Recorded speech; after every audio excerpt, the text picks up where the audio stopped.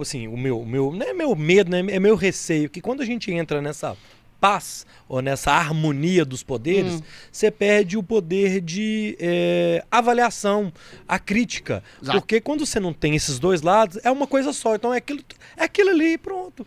Vai voltar naquele governo lá dos anos 2000, que é a velha política lá que todo mundo reclamava, né? Ah, não, vamos botar um projeto, vai ser aprovado, vai ser aprovado. Porque ninguém tinha consciência, aprovado. ninguém sabia. Ninguém sabia. A gente teve uma revolução... Isso é muito doido, cara. A gente teve uma revolução nos últimos anos que foi o aparecimento das redes sociais. Através das redes sociais, mídias alternativas surgiram, jornalistas alternativos, pessoas. Pela primeira vez o homem, entre aspas, comum, pôde falar por si mesmo sem ter a necessidade de um ventríloco, um jornalista, um intelectual, um político que falasse por ele. Tinham 3 ou 4 emissoras, as grandes emissoras, 2 ou 3 jornalões e era isso. Hoje você tem múltiplas possibilidades democráticas.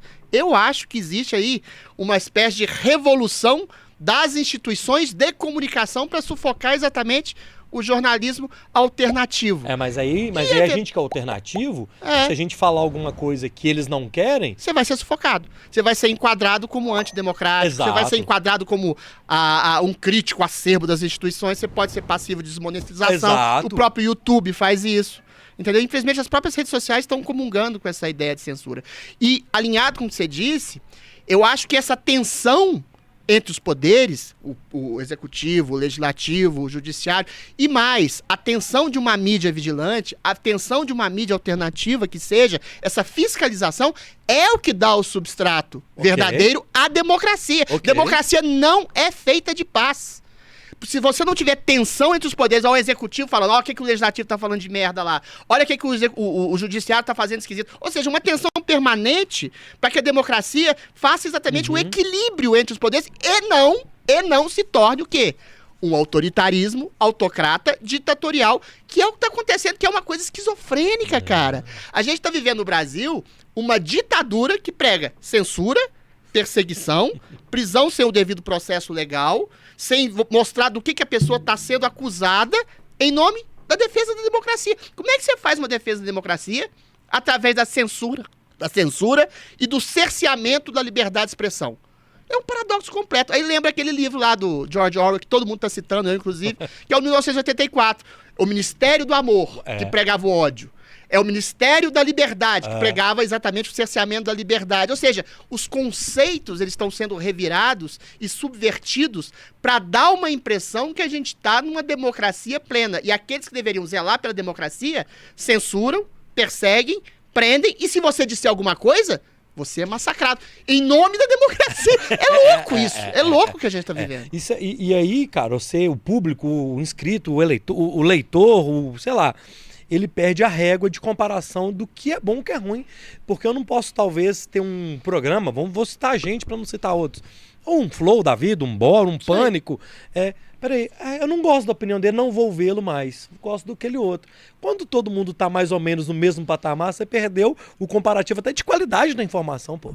Não, você tem uma só informação, né? Você só tem uma. Você tem uma informação. Você tem uma informação. Por exemplo, eu tô vindo da Jovem Pan. A Jovem Pan tinha uma pluralidade de opiniões e hoje, infelizmente, ela tá mais ou menos parecida com a Globo, tá mais ou menos parecida com a CNN, que sempre foram parecidas, porque tem essa ideia de uma opinião sensata, moderada, ponderada, em nome do legítimo Estado Democrático de Direito. Tudo bem, todo mundo é a favor do legítimo Estado Democrático de Direito, mas há maneiras de você se colocar a favor do legítimo Estado Democrático de Direito. Você tem que endossar o discurso de um Pacheco, você tem que endossar o discurso de qualquer ministro do STF para ser legitimamente representativo da democracia no Brasil? Não.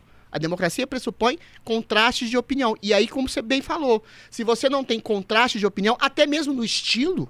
Sim, por exemplo, alguém pode ser agressivo no estilo, incisivo no estilo, e eventualmente você ser cerceado pelo seu estilo, ou seu padrão, ou sua estética, ou a sua forma de pensar, você dá e oferece ao consumidor um padrão único, não só de pensamento, como de estética jornalista. Estética. Então você volta aos anos 60, 70, que todo mundo falava mais ou menos a mesma coisa, que a gente tinha uma ditadura militar, todo mundo falava com um padrão normatizado, que você sabia que existia uma censura, você tinha que fugir da censura, só que hoje é pior a censura hoje, né? Antes, os censores militares censuravam uma matéria aqui, uma circunstância de uma opinião aqui, um trecho ali. Você sabia o que você podia, o que você não podia dizer. Hoje você não sabe.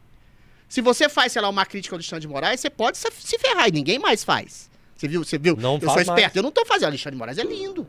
A calva Fez dele brilha. A calva dele brilha. Fez Ele um belo artigo outro dia, Ele é um né? iluminista, um belo artigo. Eu falei do artigo dele no final, lá no final do tempo passado, que ele fala sobre liberdade. Maravilhoso.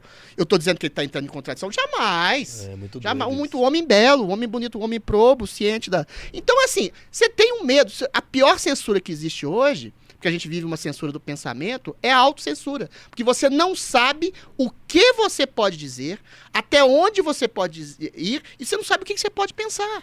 Então você tem que falar por metáforas o tempo inteiro, você tem que virar uma espécie de Chico Buarque. Chico Buarque hoje não tá reclamando da censura, né? Não, reclama não. Censura é só da esquerda que ele gosta. E aí eu vou te falar mais. Eu tava comentando isso hoje, ninguém reclama da censura mais. E também as nossas agências de checagem acabaram, né? Ninguém checa mais nada. Agência de checagem, meu caro, é tudo jornalista frustrado que sai da grande mídia, não tem o que fazer, aí vou checar para que a grande mídia se coloque como o principal baluarte da informação. Por que a grande mídia não quer, endossa a censura hoje? Porque eles não querem concorrência. A razão é muito simples. Sim. Tem uma ideológica, e eu sei disso porque eu fiz PUC aqui em Belo Horizonte. Opa! Todos os meus professores eram marxistas, todos os autores que eu li eram marxistas, então vem falar aqui pra cima de Moá que não existe doutrinação, é palhaçada. Eu fiz e jornalismo na Newton, é a mesma coisa. Faculdade de comunicação, você sai lá com o PC do B escrito na testa. Exatamente. E tem a outra que é econômica. Volta ao que eu falei aqui no princípio. Se você tem a pluralidade de concorrência através das redes sociais, de novas mídias alternativas aparecendo, o que os caras vão ficar? E eles perderam relevância, perderam o monopólio da informação. Por que os caras vão ficar preocupados que se estão censurando e perseguindo e bloqueando todas essas mídias alternativas? Para eles é menos concorrência. Vai voltar. O monopólio da Globo, o monopólio do Estadão. Alguns jornalistas que fizeram L ano passado, ou então foram isentões, estão voltando a ter os holofotes da atenção. Ou seja, será que eles estavam fazendo isso pelo Brasil, porque o Bolsonaro é um genocida, racista, nazista, etc., golpista? Ou estava fazendo em prol deles mesmos, esses jornalistas medalhões da grande mídia, que perderam grande parte da relevância durante o governo Bolsonaro, porque ninguém, inclusive de direita, nenhum liberal limpinho na época do Bolsonaro teve nenhuma ressonância. Estou falando um fato, não estou fazendo nenhuma crítica. E hoje eles estão voltando a aparecer. Por quê? Porque os jornalistas que eram considerados mais decisivos, mais de direita, mais conservadores, bolsonaristas que ele é, foram solapados. Exato. Constantino saiu do Twitter, saiu das redes sociais. Paulo Figueiredo saiu das redes sociais. Eu perdi meu Twitter com 1 milhão de seguidores. Se eu te mostrar aqui quais são os tweets que bloquearam minha rede, você cai pra trás. Eu falei assim, existe censura no Brasil. Porque eu falei que existe censura no Brasil, eu sou censurado. Confirmaram, então. Ou seja, é surreal. Então, assim, eu já liguei o foda-se. Eu tô falando coisas aqui que eu posso até ser contestado, mas se eu for preocupar com toda a autocensura que eu tenho que introjetar em mim, eu não vou falar mais nada. Doideira. Aí eu vou plantar café, entendeu? O que eu posso fazer? Ó.